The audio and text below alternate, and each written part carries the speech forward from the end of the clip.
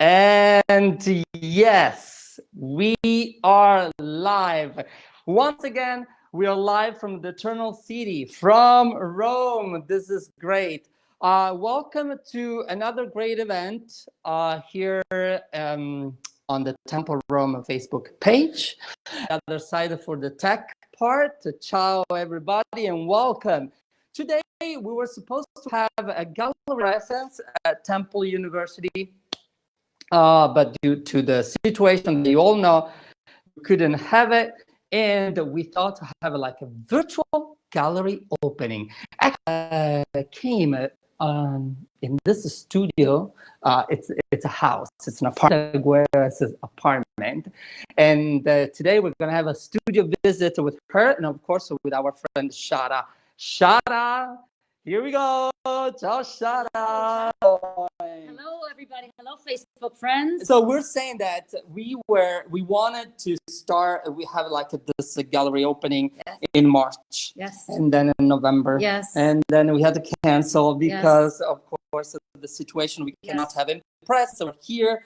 But we really wanted to show Anita's artworks because it's incredible. Yes. And so we thought to have this live event now, but we're gonna have another one next Tuesday.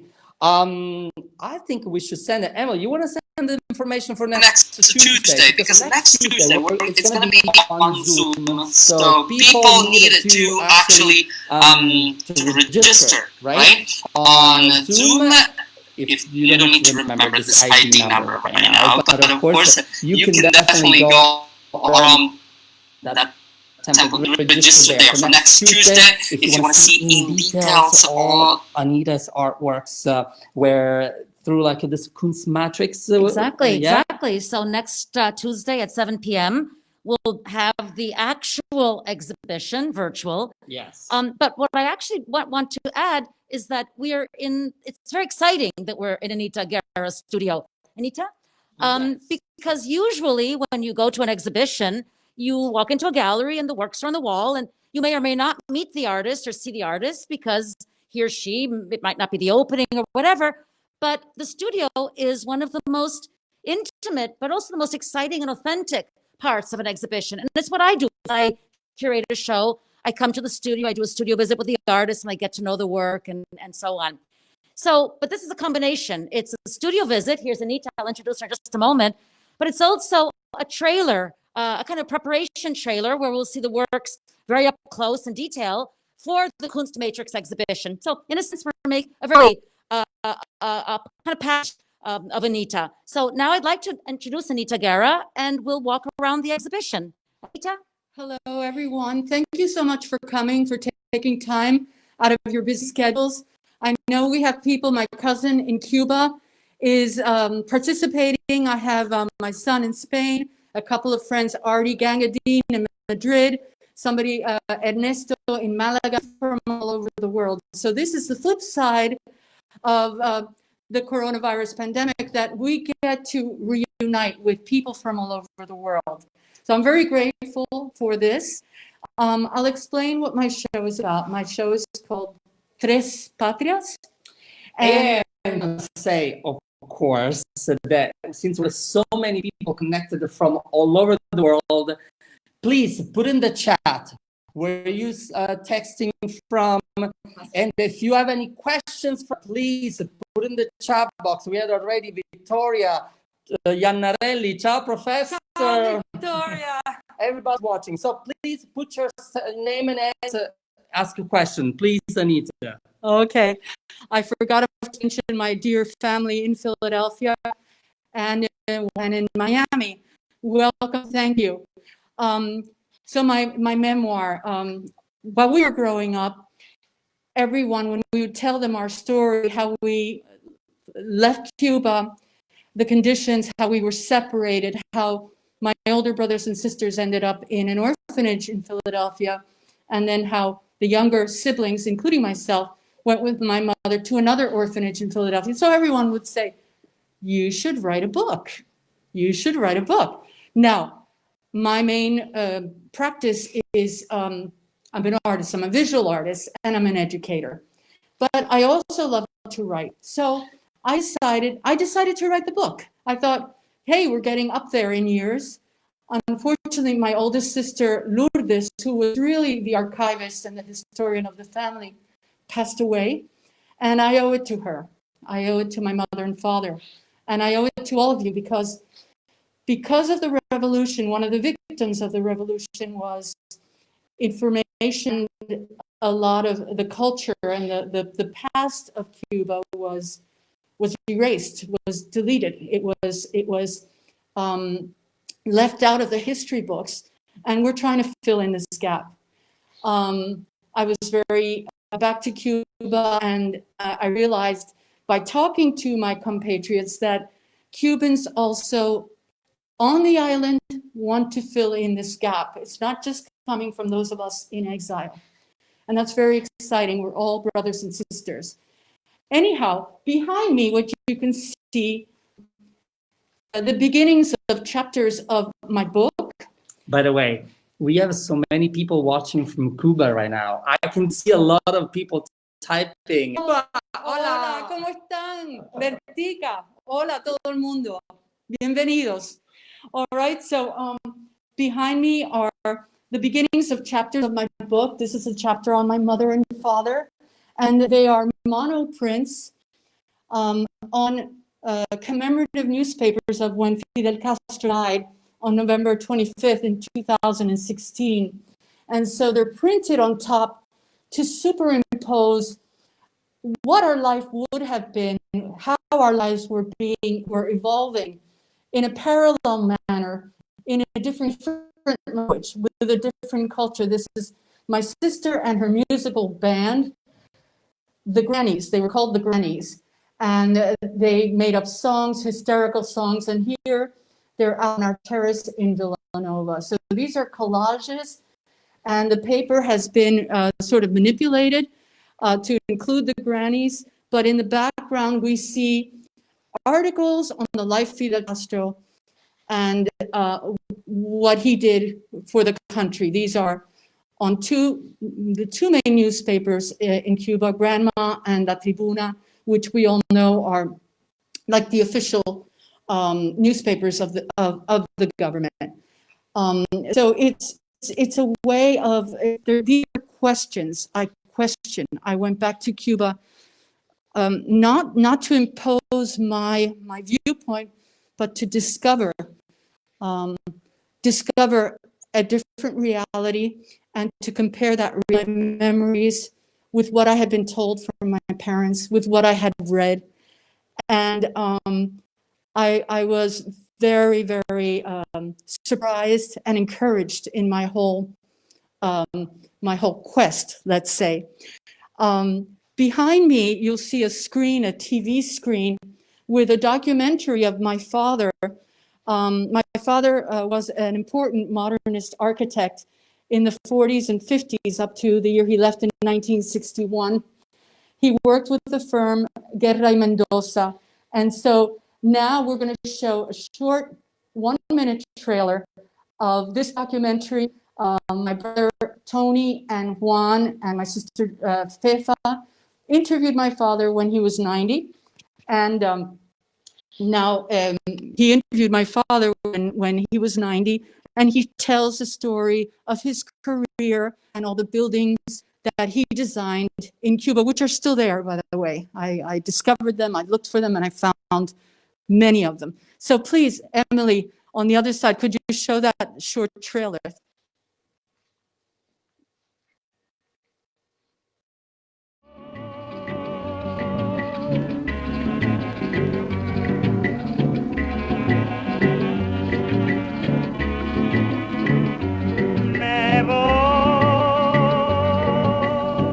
Había un arquitecto que no fue profesor nuestro, que después me hice, que era Eugenio Batista, quizás el más notable de todos, porque era Eugenio mantuvo la tradición cubana en su arquitectura, a base de que era famoso por las 3 P: puntales, portales y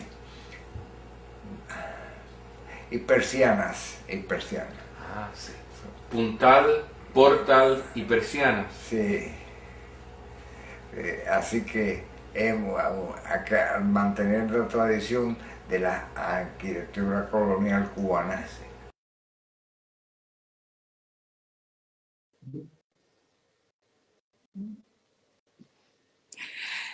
I want to thank everybody in Cuba. Muchas gracias a todo el mundo, and everybody in Philadelphia, everybody in Miami, watching this, everybody in Spain and all over the world. I know there's some people in England too. I'll continue with my story. This is a visual representation of the journey that I have taken in the past and in the present, and hopefully in the future.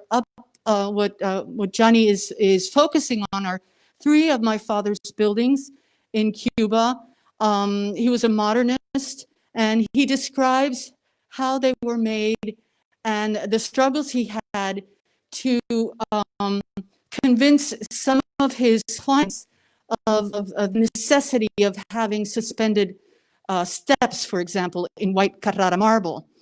The house down below is our family home in the Biltmore. It used to be called the Biltmore neighborhood. Now it's called Siboney. Entire neighborhoods were their names were changed for political reasons.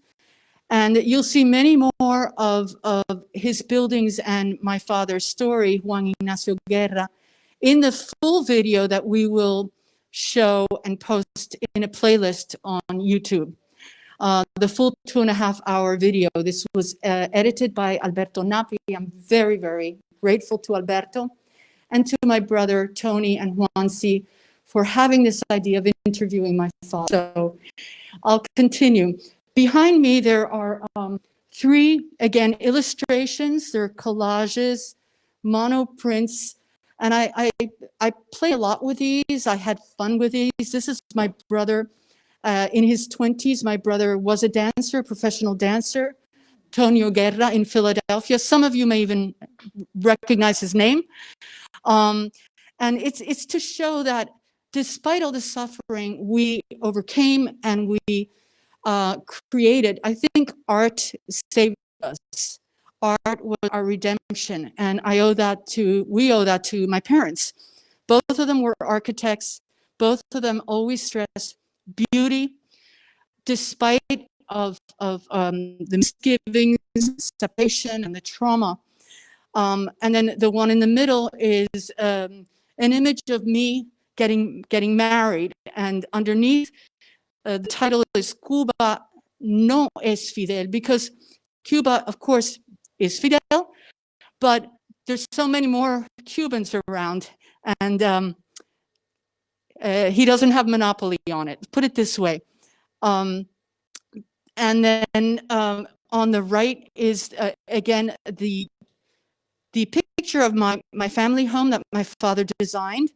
And this begins, my memoir begins with, I was a little girl, I was not even 6, and my siblings had already left for the United States. And in front of my house, I saw these flowers planted with the words "Bienvenido, Gaga," both in Spanish and in Russian.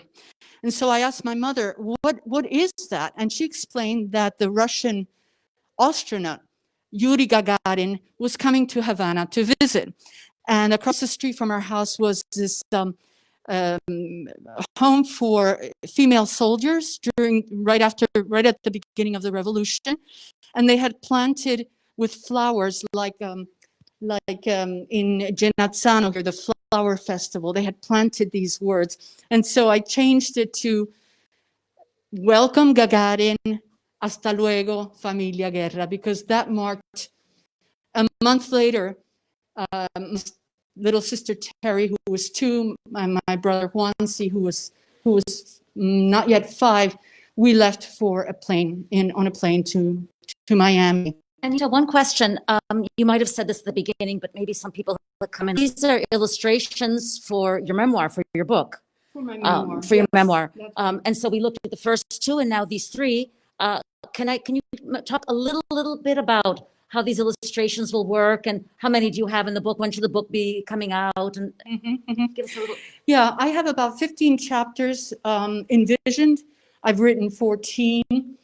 The book traces my family history, my ancestors, how they landed in Cuba in the 16th century, almost immediately after Columbus, and the path my parents took that made them eventually reside in Havana.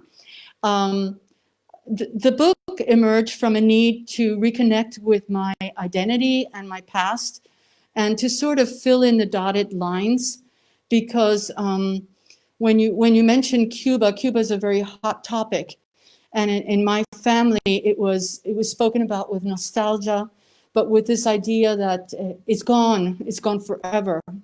We don't. In order to survive in the United States and to make a living and to thrive, my parents had to look forward. And my parents had also been avid Castro supporters, like the majority of Cuban people. The middle class for sure, but the majority of Cubans supported Fidel Castro because Fidel Castro at first claimed that he would bring free elections, he would end corruption, and he was against colonialism and imperialism, and my parents believed that, and the Cubans wanted that. Unfortunately, you all know, I'm not going to go into the politics right now, they're controversial, but you know that it didn't work out that way. He didn't have to, but he reneged some of the basic promises that he made, but mainly freedom, democracy, free elections. Anyhow, Because my parents had been Fidel Castro supporters, and my mother was always very, very political and a very smart woman, she made a lot of enemies because then she had to leave Cuba. The Cubans in Miami remembered that she had tried to convince them to support Fidel Castro. And so that's one of the reasons we did not go back to Miami. It's one of the reasons my parents decided to stay up north in Philadelphia. So behind me on the wall, you can see a full display. I call it the underside of my book. It comprises drawings, watercolors, paintings that I did on my 3 trip to Cuba, and it includes portraits of people that I met, and also photographs of people presently, up to the year 2019, and vintage photographs from my family scrapbook. Many times I would only have a little scrap of paper with a faded image of the house my father lived in when he was 5, and I would try to trace it. Where is it? What? And I would ask people in Cuba. Cubans are very friendly, and they welcomed me and they helped me. And so it was very emotional. I was running on adrenaline all the time. When I did find, for example, my family's home in Camagüey, up here is my 2 maternal and paternal grandparents. Enrique Recio Agüero, he was a commander and a war hero of the Cuban War of Independence against the Spaniards. And on the right is my father's father, Juan Ignacio Guerra, and he was an engineer. And anyway, you'll see down below images. That's not Cuba. That's Valley Forge, and you can recognize it because I am connected to these 3 places: the United States, Miami, Cuba, and now Rome. I've been living in Rome for most of my adult life, and all at times when people say, "Well, which country do you prefer? How do you feel more American or do you feel more Italian?" And I used to like stutter and mumble, and I didn't quite know how to get around that. And then I just realized, you know what? I am all of them, and that I don't have to apologize for it. I sometimes think and speak in Spanish, and sometimes I dream in English, and most of the day I speak in Italian. So that's an image of the Pineta Sacchetti in Rome, Roman pines, and then below that is an image of my mother dancing, because all proper Cuban girls of a certain class would take dancing lessons and opera singing lessons. And my mother knew by heart Verdi and Rigoletto. My grandparents went often to the theater to listen to opera. And that's my grandmother, my maternal grandmother. And then below you'll see another documentary of my mother. And this was produced by my nephew, who's a filmmaker. And now Emily is going to show a very short documentary of my mother. And here she's, I think, 92 years old. She had a very, very lucid at 92 years old. So let's see the short documentary.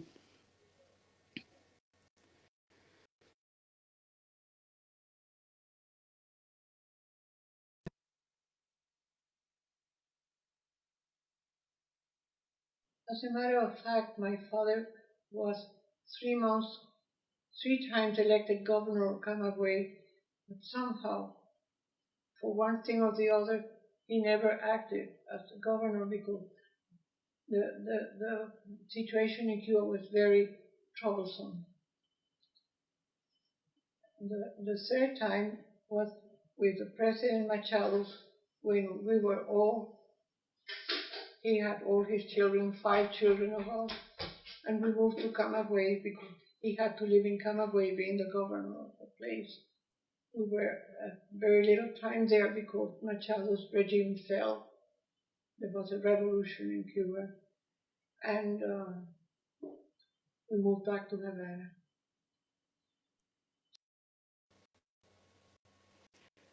Okay, so what you see behind me is a visual display.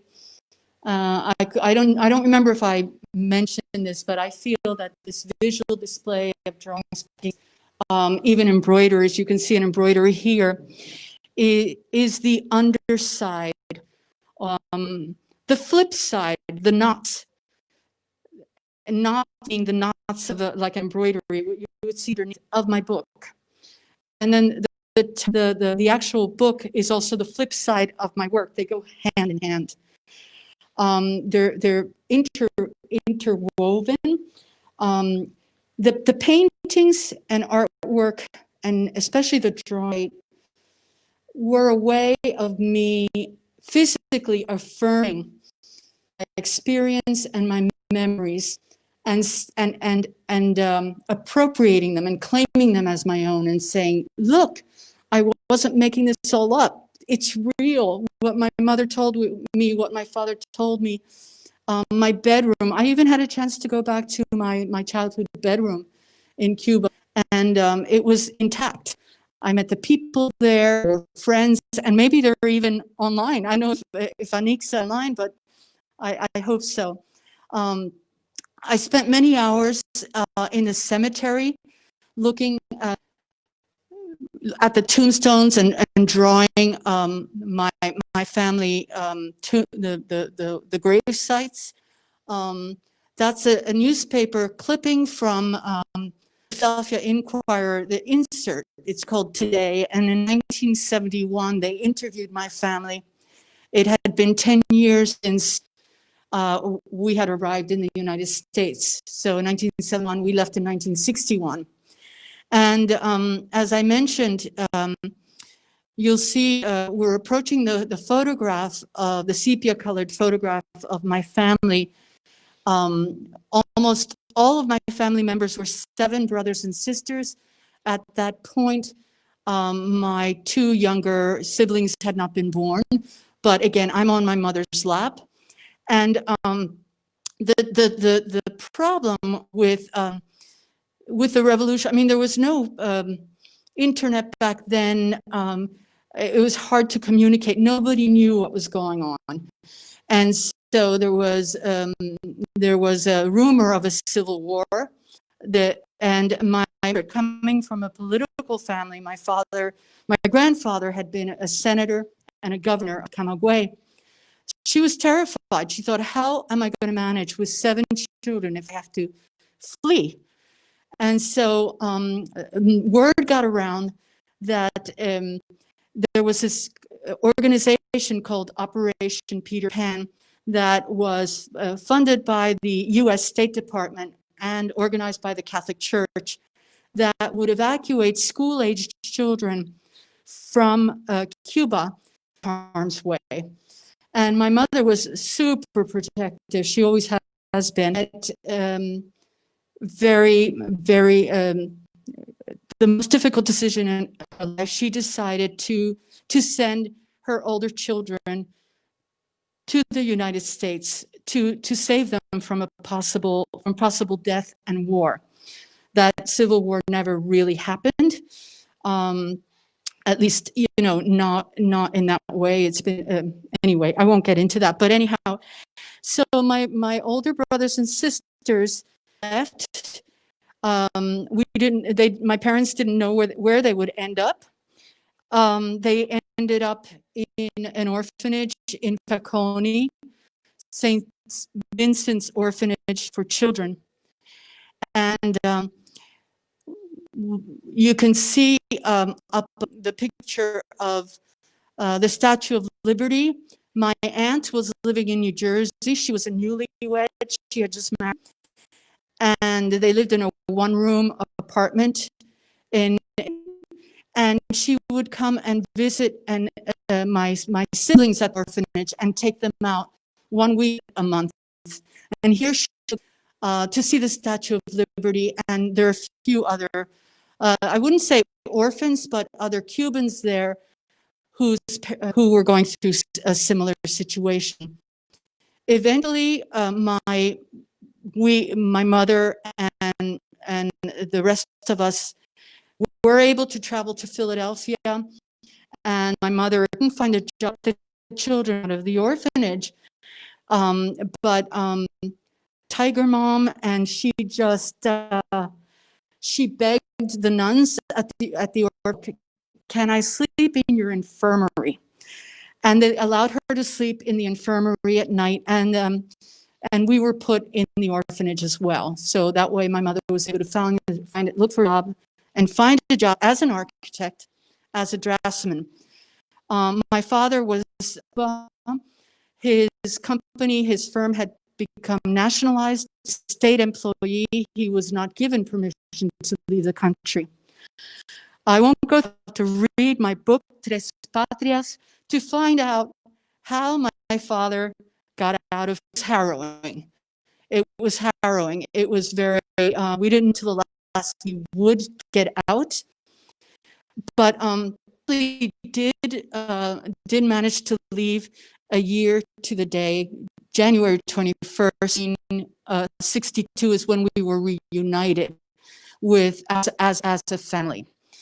My mother handed over the job as an architect to my father, and so from then on, my father continued to work in Philadelphia, eventually with a prestigious firm of Stoneroff and Hawes, who really valued him, and he had a wonderful career and very gratifying career as an architect. It wasn't that way in the very beginning, and again, you'll have to read my book, Tres Patas, when it gets published. I'm looking for a publisher now, but I'm confident. I'm confident it will come out because I'm very passionate about it, and I think it touches a lot of people's lives, and not only Cubans, but a lot of immigrants that are going through similar situations. Need stories of hope and compassion, especially nowadays. So my aunt was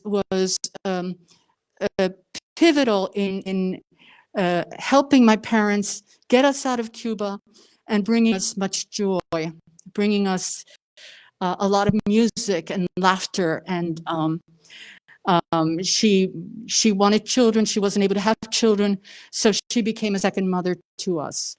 Our other second mother is our older sister, Maria de Lourdes, and Johnny is zeroing in on her right now. And she, before leaving Cuba, she was 11 years old, and my mother said to her, "Lourdes, don't let them separate your brothers and sisters. Take care of them. You have to take care of them." And, you know, the night before, my mother was telling her about the birds and the bees, about everything. Don't sit on men's laps. I mean, my sister took everything by the letter and took it to, and she never stopped being a mother to us. She really, she was my you don't say patron, but she really helped me market my art in Miami, and she would buy me art supplies, and she was that generous with all of them. I'm eternally grateful. So here you're seeing pictures of us. When we went to when we finally got out of the orphanage, my parents didn't know anything. I mean, they didn't know where to go. They were going to get an apartment in Overbrook, and some Cuban friends said, do not rent an apartment in Overbrook. Come here to the main line. It's very beautiful. They found us a house in Wayne, of all places, one of the cutest towns on the main line. It's very gentrified now. And that's the house that they found us. And on the right is when I went to see it like a couple of years ago, and that's a current picture. The house still exists. And on the left is a vintage photograph of my sister Lourdes.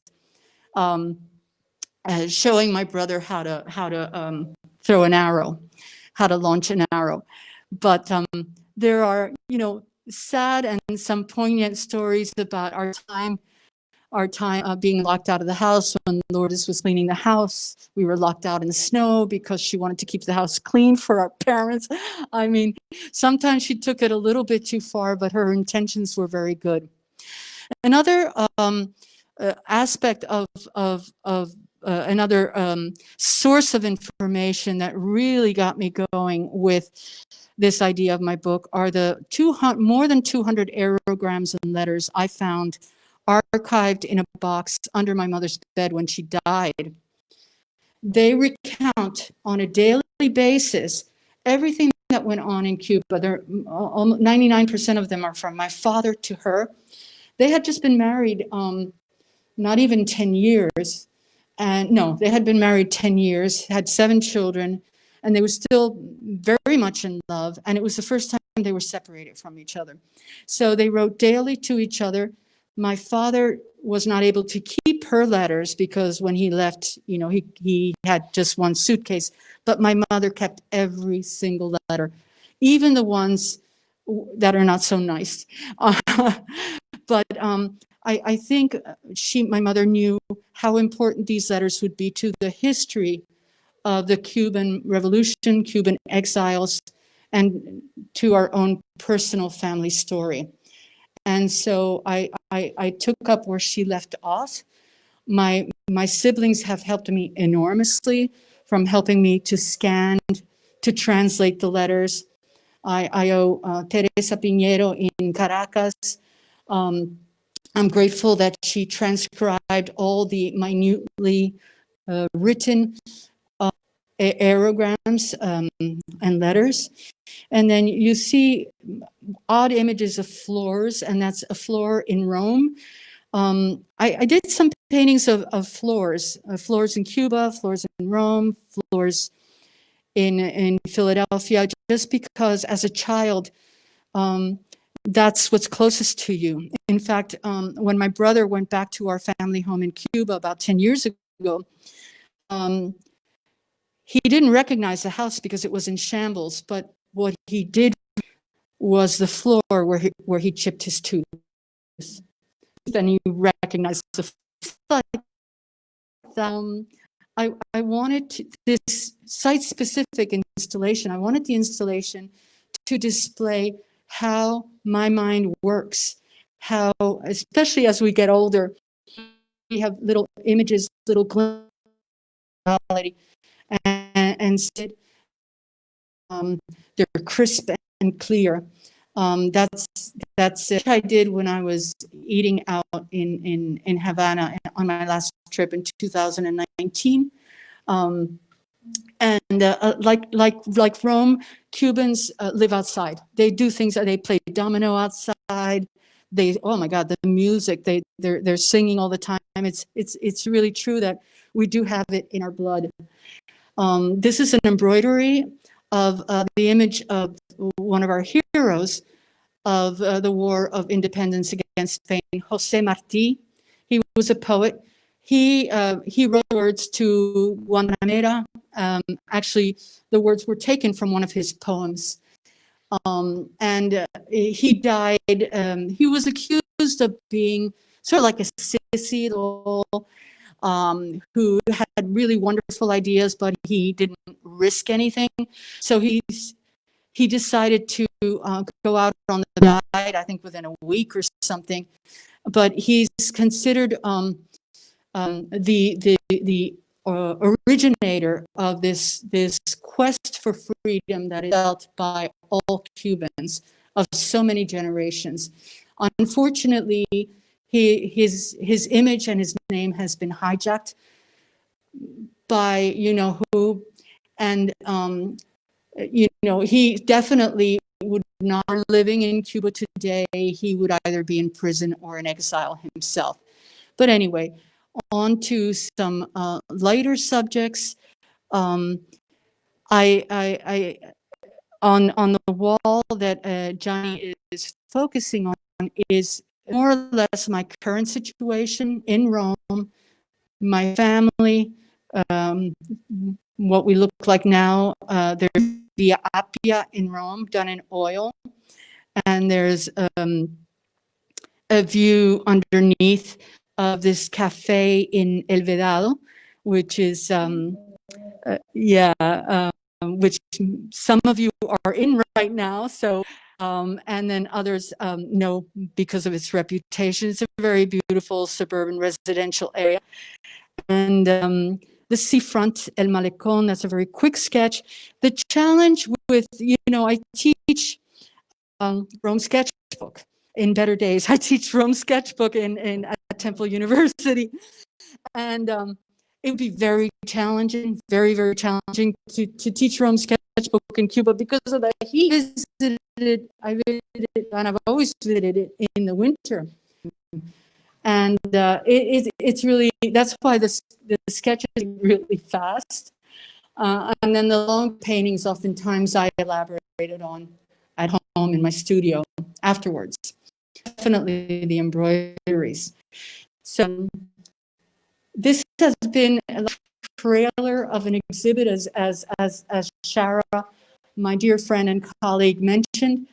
I hope you join us next fuller exhibition on Kunst Matrix, and the links are all in the invite that you received. There's many people I'm learning from our dean, Kina, to the headmaster of St. Stephen's School, Eric Mayer, Shara Wasserman here, Johnny Maranjo, and the list goes on, my family, and Andrea Stoller, who was instrumental in this whole Emily, who designed this beautiful invitation. Very intuitive. Emily has been a godsend. Artie Gagadine, who is my first reader, she's now in Madrid, and she's helped me so much and given me a lot of insight for my book. And I hope to stay live. You have to register. If you have any questions, if there are any questions on the chat, or to shout out something. Well, I'm been extremely poignant. I thank you so much for bringing us into your world. This has been much. You've brought us the most intimate experiences I think I've ever had with an artist. I congratulate you on your talent, and both us have merged in you to make the very person with great sensitivity and marvelous. So, next Tuesday, where the conversation will and able to say then, we'll watch that. We should have missed anything. We'll playlist house videos, the full video visit, exhibition, and so on.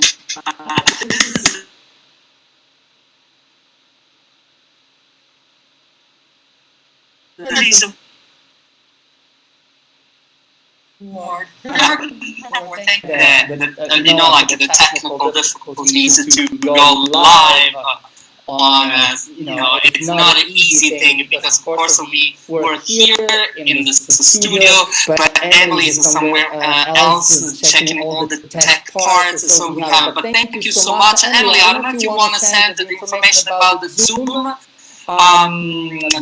link for next Tuesday at 7 p.m. and 1 p.m. Philly time. What time is in Cuba? The same time, 1 p.m. 1 p.m. Perfect.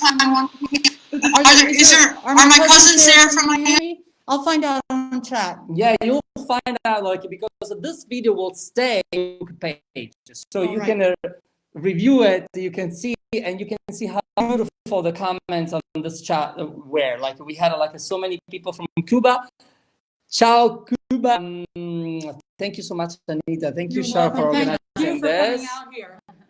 Thank you, everybody world, wherever you are. We have like people also from Helsinki. I don't know. Like, Oh, that's my nephew, That's your nephew. Alejandro. Hola, Alejandro. Everybody watching, thank you so much. And thank you, Anita. Emily, thank you. You can go with the end the credits. Grazie. Gracias. Ciao. Muchas Ciao, gracias. ciao, ciao, Hasta ciao, luego. ciao. Thank you, everyone. Is that it? Okay. So we can actually see the show now, okay? So, Andrew, come and watch, because we're still on. So, these I spent, doing images with the hot sun, there's no shade. And then, What I love is the way that you've been able to play playfulness and nature, serious, and it's like spirit. otherwise it was like everybody.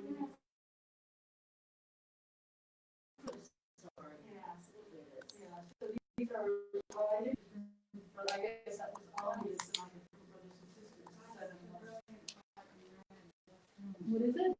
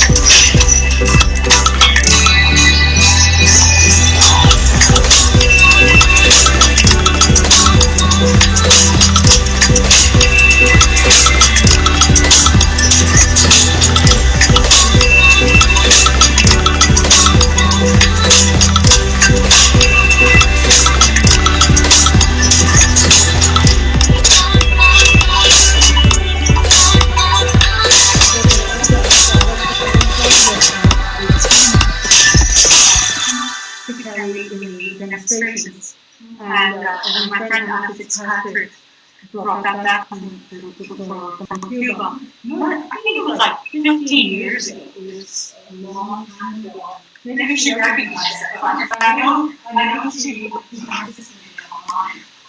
But I wanted to have That's it.